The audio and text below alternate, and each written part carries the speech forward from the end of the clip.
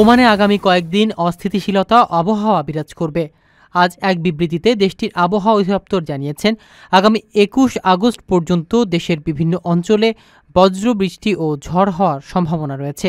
এর মধ্যে রয়েছে আল ওস্তা, ধোফার, দক্ষিণ ও উত্তর আশারকিয়া এবং দাখিলিয়া প্রদেশ। এসব অঞ্চলে বৃষ্টিপাতের পরিমাণ ১০ থেকে ৪৫ মিলিমিটার পর্যন্ত হতে পারে। এছাড়াও ঘন্টায় ২০ থেকে ৬৫ কিলোমিটার বেগে ঝড়ো হাওয়া বয়ে যেতে পারে।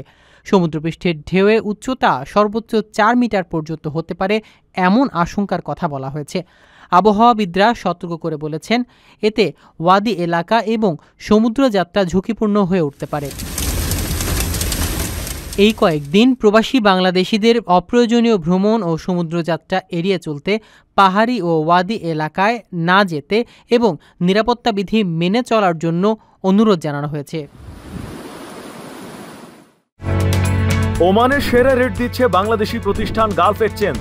প্রিয়জনকে টাকা পাঠাতে আজই আসুন আমাদের যে কোনো ব্রাঞ্চে অথবা কল করুন স্ক্রিনে দেয়া নাম্বারে। গালফ এক্সচেঞ্জ, বাংলাদেশিদের প্রিয় এক্সচেঞ্জ।